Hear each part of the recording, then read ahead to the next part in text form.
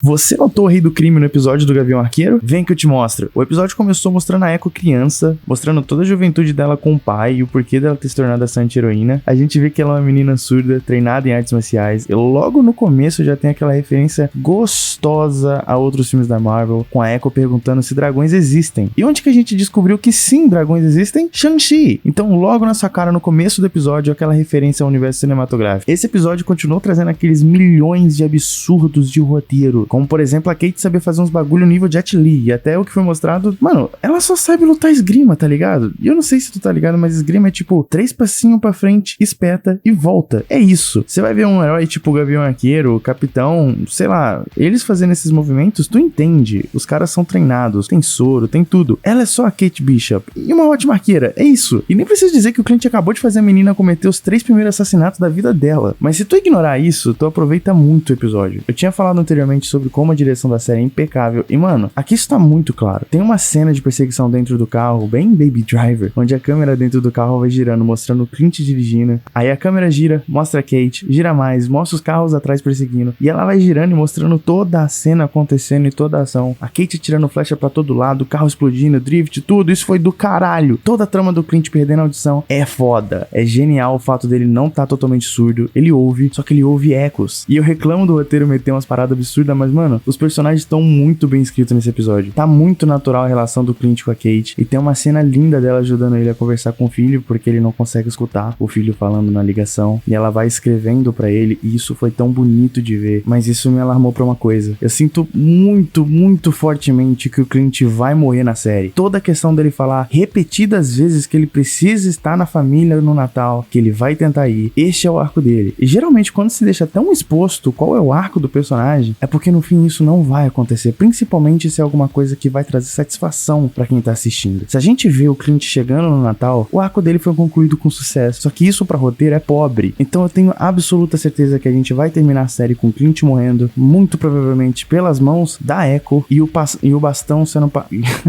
e o bastão sendo passado pra Kate Bishop. Agora, antes da gente falar do Rei do Crime, ajuda a gente a chegar aos 100 inscritos. Faça parte do começo do canal, a gente tá super perto de chegar nessa marca, e toda semana eu quero agradecer 2 novos inscritos. Então dessa vez eu quero agradecer ao Jupe e a Meg. Os dois têm canal também, vão seguir o canal deles. O canal do Jupe é de games, ele faz lives também, tem bastante vídeo de God of War no canal dele. E o da Meg são lives principalmente de GTA. Então vocês estão fazendo parte do começo desse canal e a gente não vai parar, toda semana teremos novos vídeos aqui. Voltando sobre o Rei do Crime. O Rei do Crime apareceu no episódio bem no comecinho, você notou? Então, essa mão aqui que aperta a bochechinha da Echo criança é o Rei do Crime. Nos quadrinhos, a Echo é filha adotiva do Rei do Crime. E sabe qual que é a melhor parte disso, que você provavelmente não notou? É que se o Rei do Crime tá voltando, confirma a teoria de que o Matt Murdock também tá voltando pro universo da Marvel. Todas essas informações do Rei do Crime aparecendo na série do Gavião, Matt Murdock voltando no filme do Homem-Aranha, ambos sendo interpretados pelos mesmos atores da série do Demolidor da Netflix, isso já havia sido vazado. E os vazamentos diziam mais do que isso, que o Demolidor vai ser parte do filme do Homem-Aranha Sem Volta Pra Casa e os dois vão estar na série da Echo. O episódio também foi uma resposta da Marvel pra quem critica que o Gavião Arqueiro é o pior herói dos Vingadores. A Kate menciona que ele precisa melhorar o marketing dele, desenha pra ele o uniforme dos quadrinhos, inclusive, e ele explica que na realidade ele precisa ser invisível, ele precisa ser um fantasma, ele não quer a atenção, ele precisa que ele seja realmente ignorado. E isso faz muito sentido com o personagem, foi um jeito muito inteligente da Marvel trazer o que se critica sobre os personagens fora do universo dos filmes pra dentro do universo. Isso é uma coisa que a Marvel tá fazendo bastante ultimamente, que é trazer coisas do mundo real pra dentro das séries e dos filmes. Por exemplo, nesse próprio episódio, quando os melhores personagens dessa série aparecem, que são a gangue do agasalho, e o cara fala que tá comprando ingresso do Imagine Dragon, e tem toda aquela crítica, a Kate falando que ainda bem que ele não conseguiu comprar porque a banda é horrível, e o cara falando que ele queria comprar, e toda